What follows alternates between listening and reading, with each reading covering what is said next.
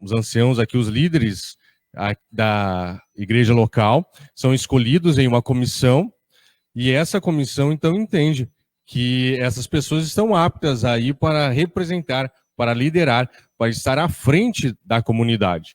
E assim, então, logo que é possível, por conta dessa pandemia, faremos isso nesse momento, né? Mas aí ao fim do culto, com essa oração e explicando um pouquinho mais sobre isso, tá bom? Fica com a gente que vamos, então, ter esse momento. Talvez você ainda não tenha participado, mas pode participar. Se você já viu alguma vez aí essa oração, essa ordenação, essa dedicação ao Senhor dos nossos queridos irmãos anciãos, você sabe que realmente vale a pena esperar, que é especial, tá certo? Eu quero convidar você, nessa manhã, a pensar comigo sobre algumas situações na vida que são marcantes. E nós vamos ler uma dessas situações que é marcante. Mas, antes de ler, eu vou colocar aqui o livro para que, enquanto eu conte algumas histórias, você vá procurar, tá bom?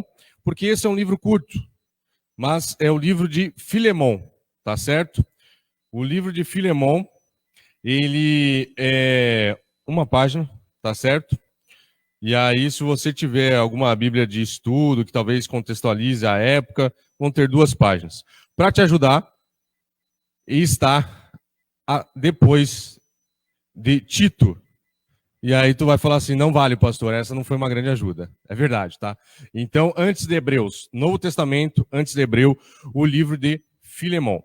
Caso você tenha alguma dificuldade, tem um índice no comecinho da Bíblia, só chegar lá, vai estar a página do livro de Filemão, tá certo? Enquanto você vai procurando aí, deixa eu conversar com você sobre 2 ilustrações, 2 histórias, tá? Que falam a respeito de prisão. Por quê? Porque Filemão é um livro que fala a respeito de prisão. Mas eu quero contar, então, 2 situações que nós tivemos e que foram situações reais, tá certo? Não são situações aí que inventadas, tá certo?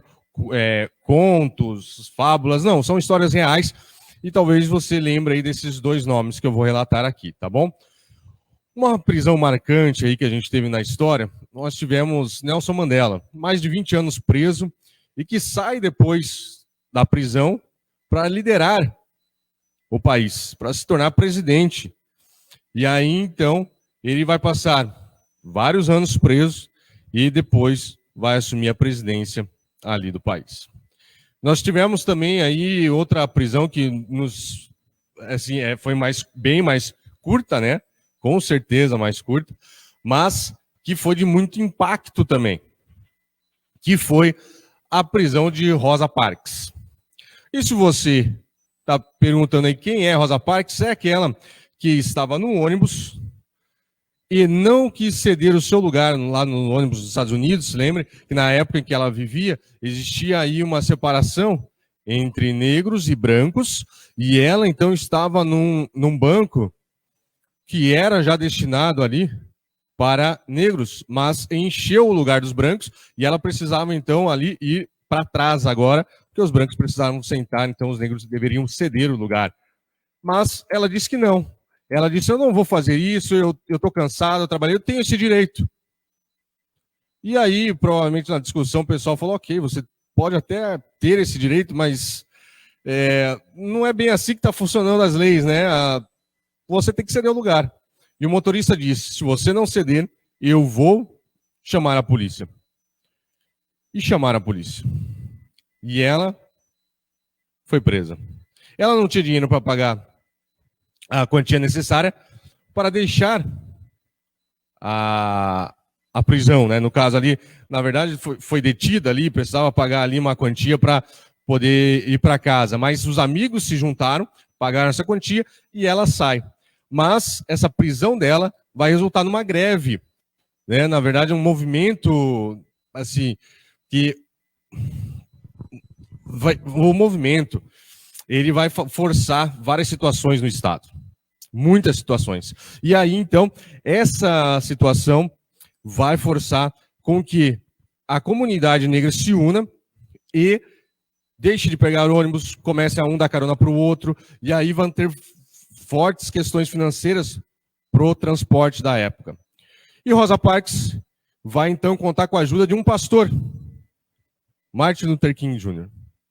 E ele, junto com ela e tantos outros, vão então ter mais para frente a marcha para poder chegar no Memorial Lincoln e ter então um momento de fala, onde o pastor faz o sermão que dizia que ele tinha um sonho. Lembra da fala? Eu tenho um sonho. E ele dizia que o sonho dele era poder ver as crianças dele brincando com crianças brancas, crianças brincando com crianças, assim como Deus criou homem e mulher.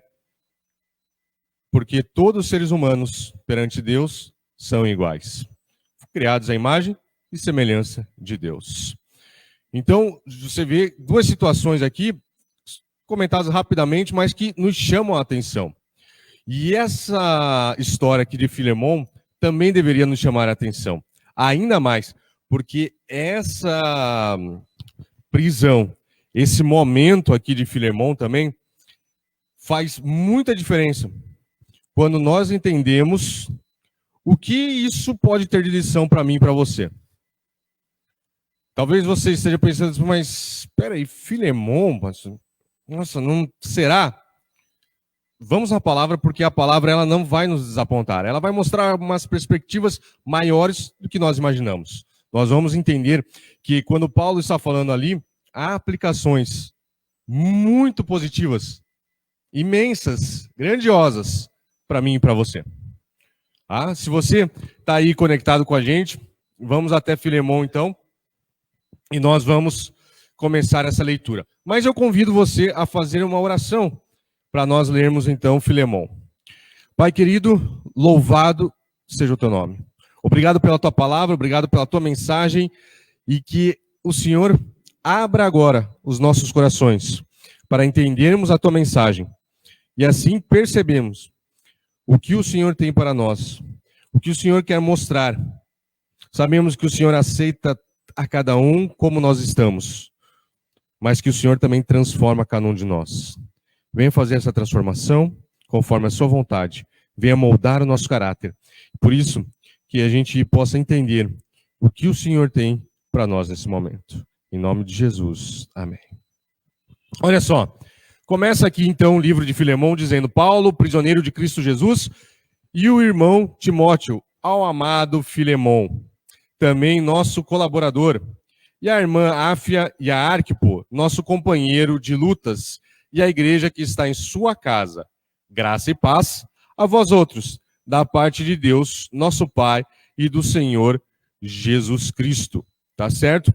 Provavelmente a família aqui de Filemon, a qual a carta é destinada, residia ali em Colossos.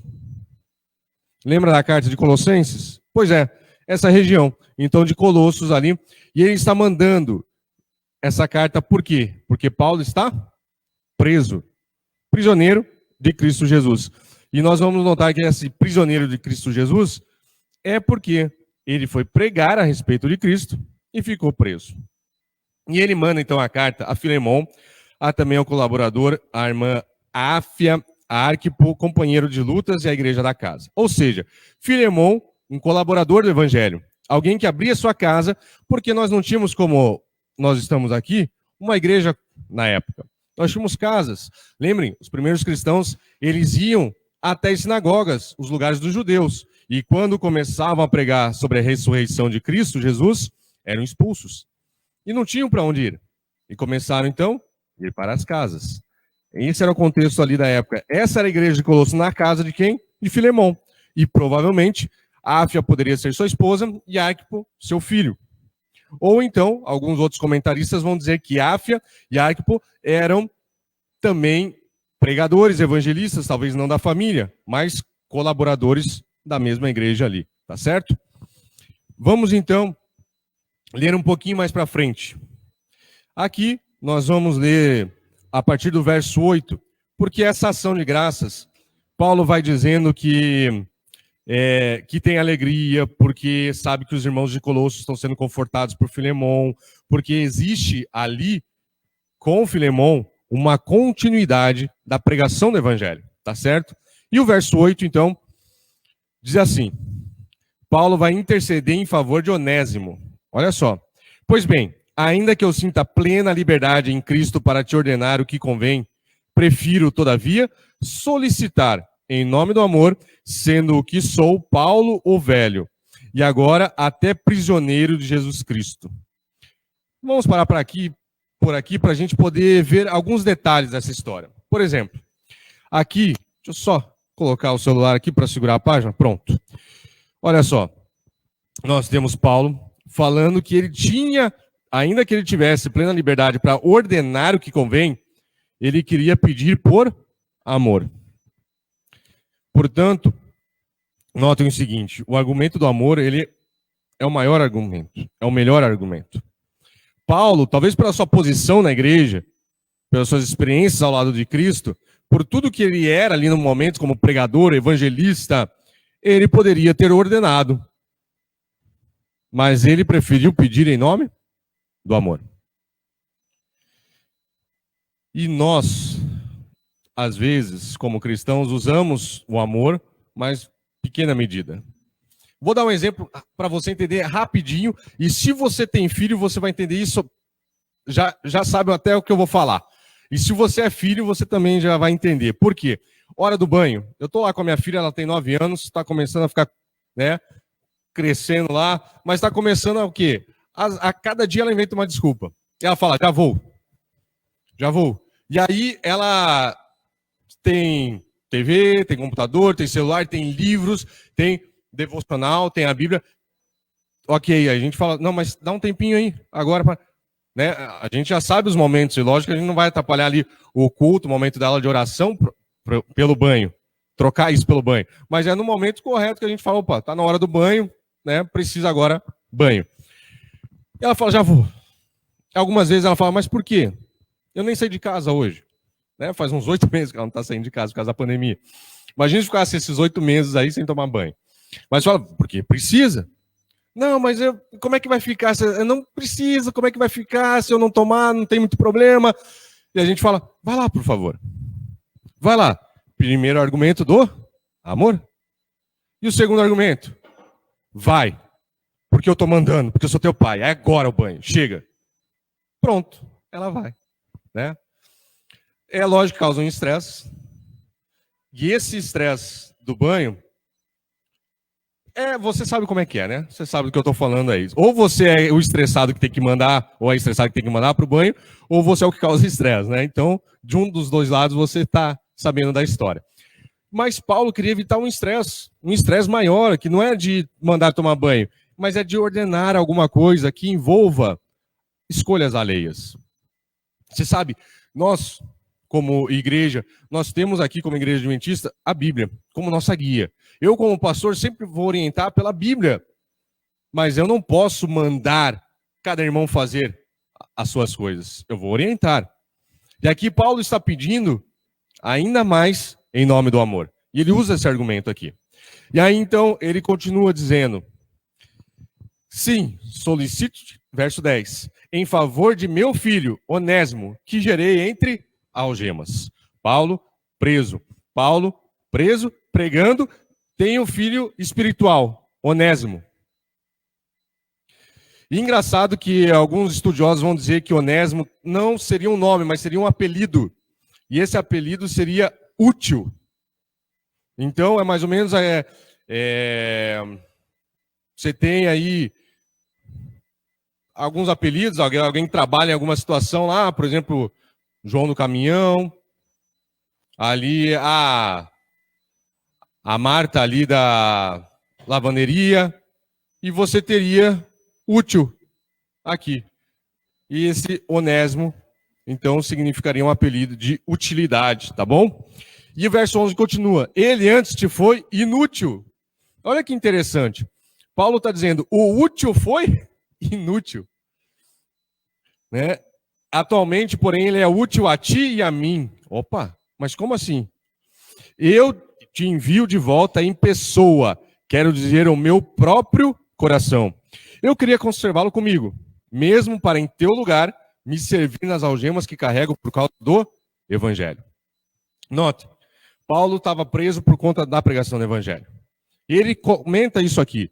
Estou carregando as algemas por conta do evangelho. Carrego por causa do evangelho. Verso 13. E aqui diz, eu queria manter ele perto de mim, porque o Onésimo, ele pode ter sido inútil para ti. E a gente já vai chegar no ponto que fala que o Onésimo era um escravo. Escravo de Filemon. Então o escravo, ele tinha sido inútil. Mas agora que ele entregou a vida a Jesus, agora que ele se converteu, ele é muito útil. E útil para Paulo. Paulo está preso. E Onésimo está o quê? Está preso também. Tá? Então ele está preso e dentro da prisão, um escravo é útil para a pregação do evangelho. E Paulo está com o coração ali dividido. Mas ele entende que mandar Onésimo de volta é a melhor condição. Olha só. Verso 14. Nada, porém, quis fazer sem o teu consentimento. Olha o argumento do amor aqui. Escolha, seja livre, por favor, decida. Para que a tua bondade não venha a ser como por obrigação, mas de livre vontade. É o que Deus faz comigo e com você. Deus quer nos libertar. Quer tirar a inutilidade do pecado e quer nos trazer para a utilidade do serviço na sua causa. E aí, a história continua. Verso 15 e 16. Pois acredito que ele veio a ser afastado de ti temporariamente, a fim de que o recebas para sempre, não como escravo. Viu só? Ele era escravo. Antes, muito acima de escravo, como irmão caríssimo, especialmente de mim, e com maior razão de ti, quer na carne, quer no Senhor. Paulo está falando assim, ele teve um problema. Mas receba novamente ele. Não como escravo, mas agora como irmão em Cristo Jesus. Não na carne, mas no Senhor. Esse é o pedido de Paulo. E aí vamos ler agora até o verso 20. Se, portanto, me consideras companheiro, receba-o como se fosse a mim mesmo. Paulo se colocando no lugar de um escravo. E se algum dano te fez ou se te deve alguma coisa, lança tudo na minha conta. Paulo está falando, eu pago o preço do escravo. Verso 19, eu, Paulo, de próprio punho escrevo, eu pagarei, para não te alegar que também tu me deves até a ti mesmo. Sim, irmão, que eu receba de ti no Senhor esse benefício. Reanima-me o coração em Cristo. Paulo está pedindo, recebe ele. Se ele deve alguma coisa, eu pago. E ao você recebê-lo, você vai reanimar o meu coração em Cristo Jesus. Olha a situação. Por que o escravo havia... por que o escravo estava naquela situação? Porque havia fugido. Porque o escravo havia fugido. O escravo fugiu. E aí, tá? O escravo, dessa época, Império Romano, o escravo era escravo. Mais ou menos como os escravos que a gente teve aqui no Brasil, tá? O escravo podia apanhar, o escravo podia perder sua família, o escravo podia perder sua vida para o dono dele ficar com sua família, esse tipo de coisa. É diferente da escravidão que havia no povo de Deus, lá no Antigo Testamento. Que aquela escravidão, a gente tem leis expressas que não podia bater no escravo, que o escravo não podia trabalhar demais, que não podia faltar nada para a casa do escravo, que de tempos em tempos havia ali uma reunião para rever essa escravidão, rever até mesmo terras compradas da família dessas pessoas mais necessitadas, tá? Então é bem diferente o contexto. Aqui escravo era um escravo que sofria. E Onésimo fugiu. E agora imagine, quem é que vai querer ficar com um escravo fugitivo? Com certeza Onésimo tinha alguma marca que mostrava que ele era de quem? De Filemon. Se ele vai para outro lugar e alguém fica com esse escravo e depois de um tempo acham esse escravo lá, é simples. Eu que sou dono do escravo, vou até essa outra pessoa e falo, ó, esse escravo é meu. Ele está com a minha marca. E você sabia que ele não é seu. Então você vai me pagar por todos os dias que ele trabalhou contigo aqui. Era isso. E Paulo está falando assim, opa, Esse que parou na prisão porque provavelmente ninguém quis ficar com ele, teve que fazer o quê? Teve que roubar, provavelmente. Teve que fazer alguma coisa errada e parou na prisão. E aí então Paulo vem. Ele é um escravo, mas eu vou pedir para você, Filemon, recebe ele, não como escravo, mas como irmão em Jesus Cristo. E aí está o problema para Filemon. O que você precisava fazer com o escravo que havia fugido naquela época? Para mostrar para todos os escravos que você estava repreendendo essa escravidão. Você tinha que dar um açoite, no mínimo, bater, um castigo físico. Bater, maltratar, espancar. Era isso que acontecia na época. Os que recebiam escravos faziam isso. Ah, fugiu? Vem aqui. Agora você vai ser espancado para você não fazer mais e para os outros também não fazerem. E Paulo, ao escrever, não recebe como escravo, recebe como irmão em Jesus Cristo. Ele está falando o quê? Filemon, você não vai dar castigo nenhum. Você vai receber esse que provavelmente roubou de você, provavelmente fugiu, com certeza fugiu de você. Recebe ele como irmão. E se ele te deve alguma coisa, eu pagarei. Eu pagarei. Essa é a história. E notem o seguinte, que interessante. Quando a gente vê a situação aqui de Paulo, ao escrever, Paulo ele está falando o seguinte, recebe ele como irmão agora, tá? Porque ele agora é muito o quê? É muito útil. Aqueles que nascem no reino de Deus nascem para servir.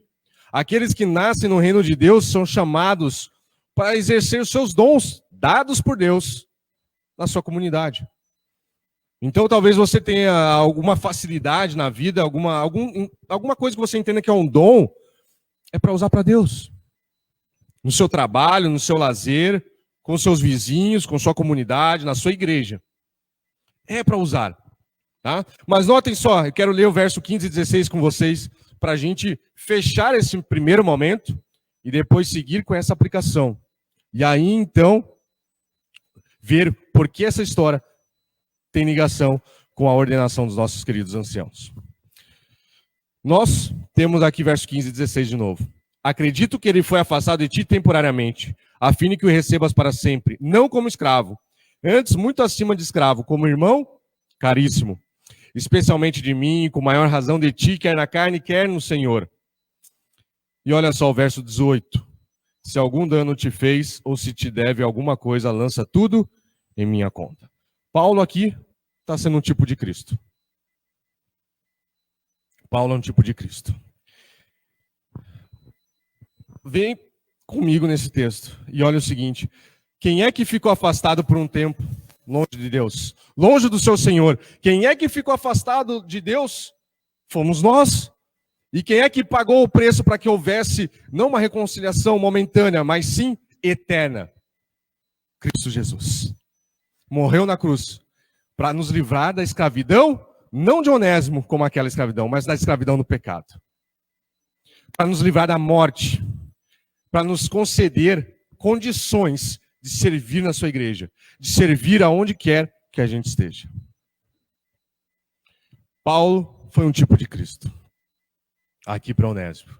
E Onésimo representa nós como escravos. Onésimo aqui representa cada um de nós, que em Cristo podemos ser livres. Que em Cristo vamos ser realmente mais do que vitoriosos. Sabe, Cristo, ele nos busca, ele nos salva, ele nos dá a sua vitória. Em resposta, a gente faz o quê? A gente serve. Você já pensou o que você, aceitando Jesus Cristo no coração, o que você vai passar a eternidade fazendo com Deus? Adorando. Você não vai ficar numa nuvem tocando harpa lá, assim, sozinho, numa nuvenzinha ali, flutuando. Você vai adorar o Criador do céu e da terra eternamente. A adoração. E essa adoração começa agora, no serviço. Essa adoração começa nesse momento. Começa no momento em que somos libertos da escravidão do pecado.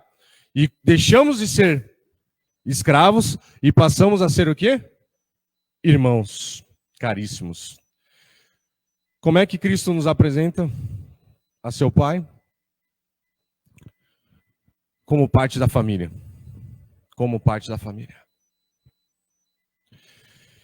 E aqui, antes da gente começar com o momento com os anciãos, eu queria fazer um momento de apelo para você que está aí assistindo. Porque talvez você tenha vivido aí um momento de escravidão. E acha que não vai conseguir se libertar disso. E entende que não tem força em você para isso. E realmente não há força em você, não há forças em mim para a gente se libertar desse pecado, se libertar das dificuldades da vida. Até porque Jesus Cristo é a nossa força. E aí nós chegamos num momento em que não há outra opção. Nós precisamos escolher. Permanecer como escravos do pecado ou permitir que Deus nos abençoe, nos liberte. E a gente passa então a servir, a usar os dons de Deus colocados em nossas vidas para alcançar outros ainda. Sabe, queridos, eu não imagino o que você tem enfrentado ao longo desses meses. Eu não sei, não conheço todos que estão aí assistindo, todos que estão conectados conosco. Mas eu sei que Deus tem noção disso. Deus conhece. Deus sabe de todas as coisas. Deus sabe o seu problema, o problema que tem tirado o seu sono. Ele conhece essa dificuldade. E Ele quer te libertar disso. Talvez seja um vício, talvez seja um trauma, talvez seja alguma indisposição com alguém. Ou talvez, em vez de você perder o sono, você está dormindo demais até. Por conta dessa dificuldade, por conta desses problemas. E você não tem condições de enfrentar a situação. E Cristo quer te libertar disso. Sabe, Cristo trabalha em todos os lugares. E por incrível que pareça, com cada um de nós. Por cada um de nós também. Chega momentos na nossa vida que a gente pensa assim, não tem mais jeito, não tem mais condição nenhuma. É aí que a gente se engana. Porque quando acaba condições humanas, Deus começa a agir. Cristo não pediu para tirarem a pedra para que Lázaro então pudesse vir para fora ao ele chamar? Os seres humanos podiam tirar a pedra, então tirassem a pedra. E aí ele podia falar, chamar. Ele era a ressurreição.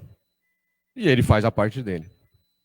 Essa história aqui mostra também que a gente precisa, assim como Onésimo, estar disposto a entregar a liberdade. Ela precisa ser vivida em cada um de nós. Mas lembre, Cristo, Ele vem à porta e bate. Eis que estou à porta e bato. Ele não chega derrubando a porta, ele não chega, sabe, entrando de qualquer jeito. Quem faz isso é o inimigo. Cristo vem batendo a porta. E Ele quer saber se você está disposto a ser liberto por Ele. A ser livre em Cristo Jesus. Sabe, quando há essa liberdade, nós passamos a servir. Onésimo voltou a ser o quê? Útil. Não mais como escravo, mas agora como irmão na família de Jesus Cristo. Sabe, queridos, nós temos aqui também famílias que se dispuseram a ser livres em Cristo Jesus. Famílias que se dispuseram a ser libertos do pecado. E eu estava conversando aqui com o irmão José um pouquinho antes, né? E eu fiquei impressionado aqui como Deus foi guiando, mostrando as coisas, mostrando a sua palavra. Porque não é a palavra do pastor, não é a palavra de outra pessoa, é a palavra de Deus, queridos, que liberta.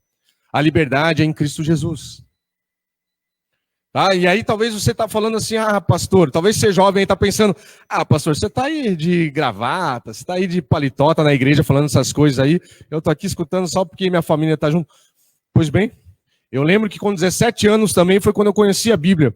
E aí eu deixei de sobreviver e passei a viver. Porque é em Cristo que nós temos vida plena. E a gente passa a servir. E o serviço, ele é bem importante. E nós temos muitos serviços aqui. A gente está aqui com 2 famílias que se dispõem a servir e outros também, a equipe técnica, servindo. E eu quero chamar aqui também o irmão, então, José Marciano de Oliveira, a esposa Angélica e os filhos Gustavo e Giovana, e também o Márcio e a Daiane. Vamos fazer o seguinte, vamos deixar... José, vem aqui nessa ponta, por favor. E aí a família pode ficar aqui ao lado. Márcio, vem aqui desse lado, por favor, na ponta. E a Daiane, então, fica aqui. Porque nós vamos... Aqui a gente vai ajoelhar e eu vou fazer a oração, então, com a mão sobre os nossos 2 irmãos. Nossos 2 irmãos que decidiram aceitar o chamado da igreja, sabe? E nós temos na palavra de Deus, e eu até deixei marcado aqui, esse serviço. Se você abrir lá em 1 Timóteo e for até capítulo 3, verso 1 até o 7, diz assim: fiel é a palavra. Se alguém aspira ao episcopado, excelente obra almeja. É necessário, portanto, que o bispo seja irrepreensível, esposo de uma só mulher, temperante, sóbrio, modesto, hospitaleiro, apto para ensinar. Não dado ao vinho, não violento, porém, que tenha limites para as coisas, cordato. Inimigo de contendas, não avarento, e que governe bem a própria casa, criando os filhos sob disciplina, com todo respeito. Pois se alguém não sabe governar a própria casa, como cuidará da igreja de Deus? Não seja novo, essa palavra neófito aqui, para não suceder que se ensoberbeça. Sabe aquele orgulho? Acabei de abrir aqui a Bíblia, tive uma revelação e todo mundo agora tem que ser do meu jeito. Não, não é assim que funciona. Tem uma experiência, uma caminhada ao longo da vida com Deus. E então, com esse orgulho, não incorra na condenação do diabo. Pelo contrário, é necessário que ele tenha bom testemunho dos de fora, a fim de não cair no erro e no laço do diabo. Irmãos, e isso inclui a família, né? Aqui, eu tive participando com o irmão José aí na live, e a gente conversou aqui um pouquinho. O Márcio e a Daiane já conheço um pouquinho mais tempo, né, por conta do trabalho até na educação adventista, e também na associação, na sede da igreja. A gente, então, entende que a igreja reconheceu, a igreja recomendou, e não só recomendou, mas vocês votaram, irmãos. E esse é o reconhecimento, tá certo? Esse é o reconhecimento. E nesse momento reconhecido, e quando nós temos esse reconhecimento, hoje comparando a palavra bispo, no comentário bíblico adventista, significa ali anciãos. E aqui estão os anciãos. E esse momento, ele é solene. Ele é imprescindível na vida de um ancião, sabe por quê? Porque é o momento da ordenação. E essa ordenação, existe ordenação também, para quê? Uma ordenação pastoral. É um momento em que há plenos reconhecimentos de que a função vai ser exercida 100%. Então, tem algumas poucas diferenças entre o pastor e o ancião, mas a bênção da ordenação é a mesma. É algo tão importante quanto. E que Deus continue a conduzi-los, irmão José, né, toda a família, nesse serviço. Porque eu sei que esse serviço implica tempo em família também servindo. Entendimento dos próprios filhos também nisso. Poxa, vamos para aí. Poxa, mas a gente está sempre lá, tem irmãos talvez que não estão tanto na igreja. Poxa, de novo a gente. De novo. Esse é o compromisso que a família aceitou. Que a família entendeu que, pela liberdade em Cristo Jesus, pode servir e continuar servindo e ser bênção. Que Deus permaneça abençoando, guiando e usando todos vocês. Todos vocês. Márcio, Daiane, de igual maneira também. Vocês já têm aí também uma caminhada, e esse é o momento de, mais uma vez, de comprovar. Deus vai dando, né, várias comprovações desse serviço. Há o reconhecimento da igreja, há o amor da igreja votando, recomendando, e há também, então, esse momento de oração, imposição das mãos, para que a gente tenha esse reconhecimento público dessa bênção para serviços plenos de vocês, líderes da igreja. Eu muito me agrado em fazer esse momento, conforme o manual da igreja aponta, né, é um momento feito por um pastor também ordenado, para que tenha, então, essa disposição de pleno exercício das funções. E não são só as famílias que são abençoadas, toda a igreja, assim também, é abençoada pelo serviço desses nossos irmãos, tá certo? Esse momento tão importante de reconhecimento que nós temos. Pai amado, nós louvamos o teu nome, porque é o Senhor que nos liberta da escravidão do pecado. Obrigado porque nós estamos aqui hoje, de joelhos dobrados, porque o Senhor nos chamou. O Senhor foi atrás, nos tirou das dificuldades do pecado e nos trouxe para os seus braços. Obrigado porque o irmão José e o irmão Márcio podem ter agora a tua bênção nesse momento. Eles podem receber teu Santo Espírito para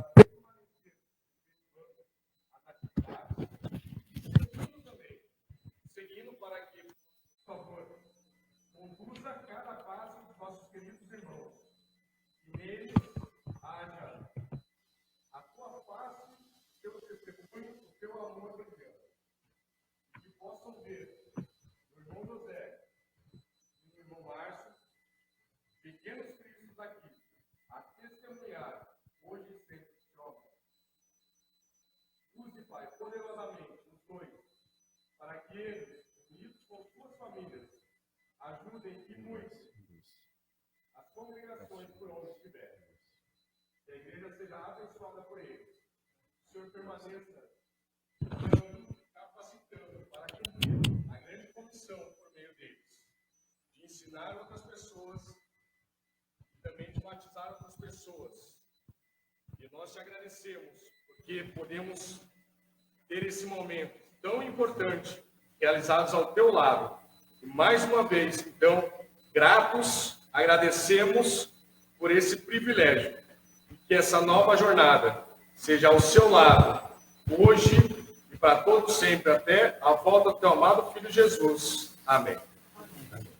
Queridos, esse é o momento em que, logo que acaba, assim, eu estou me contendo aqui. Sabe por quê? Eu tinha que abraçar eles, mas eu não posso abraçar eles. Não dá por causa da pandemia. Não dá por causa da pandemia. Sabe? Mas é muita alegria. É um momento em que agora eles estão aptos para 100%. Aí, se você tiver qualquer dúvida, abrir um manual da igreja e falar assim, poxa, será que eles podem fazer isso, aquilo? Tá tranquilo. O ancião agora com toda a certeza de que sim, podem exercer a função plenamente. E é mais uma comprovação, né? A indicação, a votação e a oração, essa bênção. Que Deus conduza vocês, que Deus traga muitas vitórias para vocês e que Ele permaneça agindo em vocês e por vocês. Que Deus abençoe também e que muito em breve a gente possa ver os frutos do serviço de todos nós unidos, igreja, em Cristo Jesus. Eu quero deixar aqui o último apelo para a gente poder sair para o hino, pensar nessa vitória, nessa bênção, nesse resgate que Deus faz para nós. Porque não são só eles que servem. Todos nós precisamos servir. Todos nós precisamos ser úteis no serviço, na causa de Deus. E eu te pergunto, o que impede você de ser útil? O que fez você se afastar do serviço de Deus? E que querem permanecer em servir. Senhor, que todos nós aqui, não só eu, não só ele, mas todos que estão aí conectados, também tenham esse desprendimento, tenham essa vontade de servir. Que eles possam entregar a sua vida e que nós também, a cada dia, tenhamos condições de entregar nosso coração a Ti. Por favor, permanece com cada um de nós, em nome e por amor de Jesus. Amém.